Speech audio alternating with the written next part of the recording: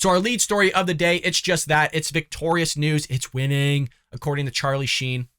You had the Daily Wire the other day on Backstage Live announcing a lot of news, a lot of expansion for their platform. First of which, they have 890,000 paid subscribers.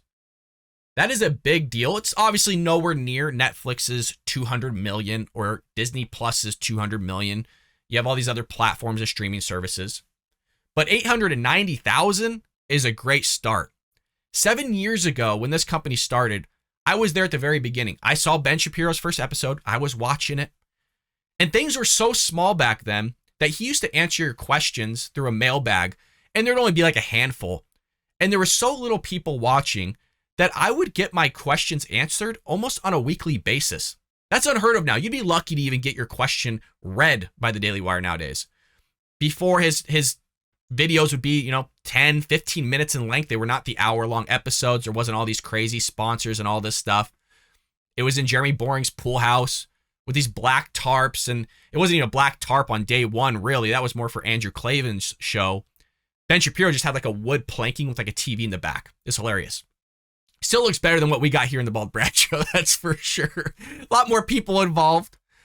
But this is a big deal for me because I've seen this company grow from the ground up. I saw their vision from day one, which is why I wanted to subscribe since day one. All these things is just good news for conservatives and Republicans. On top of that, not just the paid subscriber announcement, but they're starting Daily Wire Plus, and this is to combat against Disney. Disney's pushing of this trans ideology, LGBTQ plus, alphabet soup community stuff upon your kids, where they want to put out content that's not going to sit there and trans your kid. It's not going to sit there and indoctrinate your kid. And if it is, it's going to be on American values. It's going to be on values that abide by our creed, our Constitution, the things that Americans used to believe in. They're going to put out stuff like kids content, so your kids actually have a place to go where you can trust in the institution that's providing this content not to indoctrinate your kids with CRT, racism, gay stuff, and all sorts of shenanigans. Like, content needs to be for your kids, engaging, fun, keeps them out of your hair, but a place that you can go and trust. So they're still going to do the news. They're still going to do the children's programming now, which they announced actually a few months back. But on top of that, they're going to produce more movies. They're going to have TV shows, reality TV. Furthermore, the big news of the night, I'd say maybe even the biggest news, is they've signed Jordan B. Peterson, Dr. Peterson, to their platform, which is huge. You have the intellect of this person. You have the doctorate degree of this person, the books behind this person, the educational aspect behind this person, and the reach of this person as well. They might hit 1 million paid subscribers with this announcement of Jordan Peterson joining the platform. I know there was a lot of people holding back because during Ben Shapiro's announcement, before he was going to do an episode with Jordan Peterson, a lot of people in the chat were saying, wow, if they get Jordan Peterson, I'm going to subscribe. And that was months ago because they did an episode with him. So now they got him. I can't imagine them not getting either 1 million paid subscribers or even 1 million. But this is big news because now conservatives are really making an impact, or at least starting to make an impact on the culture. And this is the vision that I've saw and heard from them since day one.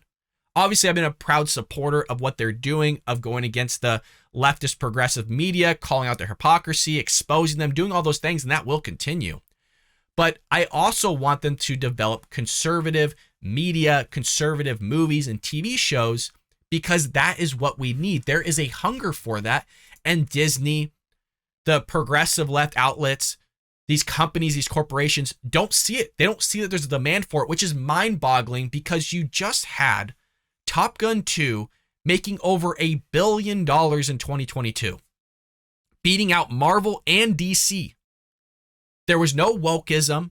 There was no all this leftist LGBTQ plus trans identity stuff taking place in the film. It was pure Americana. And you still had all that stuff in there of a diversity cast. It just wasn't thrown in your face.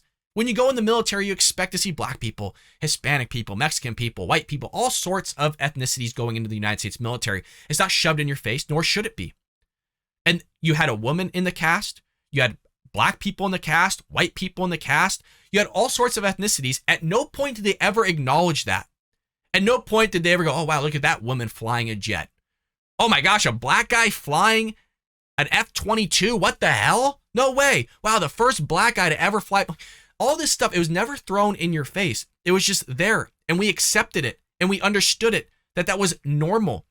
But the progressive left, whether it's through their Disney Plus movies or their Marvel movies that they're throwing in theaters, like Doctor Strange, Darkness of the Universe, or something of that nature. I can't even remember the name of it that he had, but it was in the multiverse, Darkness of the Multiverse or something. Multiverse of Madness, that's what it was.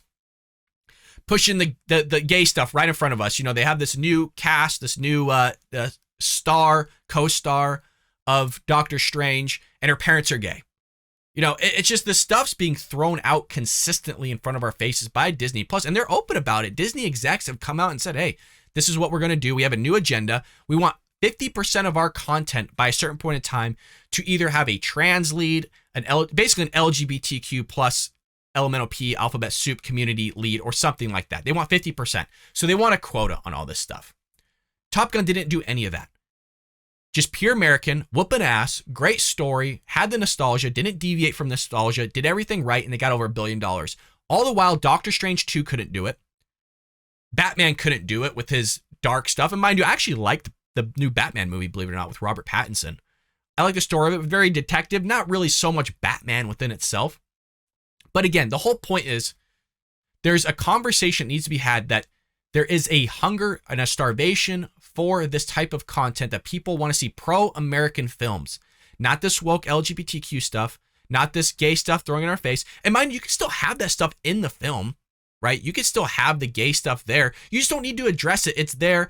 If you're throwing it in front of our faces, which can be done on a cinematic basis, which can be done through story, people are going to be able to pick up on it. You could have had somebody gay in the film for all we know in Top Gun, and you would have never known because it's not thrown in your face. It might have even been part of the story. It wasn't, but it might have been part of the story. And you didn't have to make it a whole point on phrasing in a way of going, wow, okay, I get your point. People don't even talk like that. Case in point, what they did on Winter Soldier with that new black actor becoming the new Captain America, had this whole scene in the street talking with police officers about racism and all this stuff. And I remember sitting there going, what the heck? People don't even talk like that on a regular basis. It was scripted in a way that was staged. We're trying to make a clear point. We couldn't have been more clear other than breaking the fourth wall like I'm doing with you of talking to the camera. That's the only way they could have at least made it any more thrown into your face of them talking, saying, America is racist. I couldn't have been Captain America because I'm black and there's a bunch of racist white people. There's institutions and systems that held me back. And, you know, you cops right now are all racist too. Look at you. You got a black man in a neighborhood. All this stuff. We don't need to hear that. We just want to see a black Captain America. That's fine. There's nothing wrong with that. Be what you're going to be, but you don't have to throw it in our faces consistently. So again, huge news from the Daily Wire. And again, this impacts me a lot because I'm a subscriber. If they want to up their rates, take my money. Proudly take my money.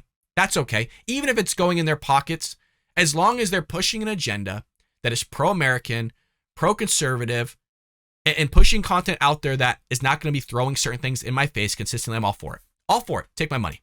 I'll get a second job. I don't care. Granted, I have a second job, but you get what I'm saying. I think it's vital and important. I hope you enjoyed that clip from the Bald Brad Show. If you did, make sure to hit that subscribe button so you can stay up to date on all our future content.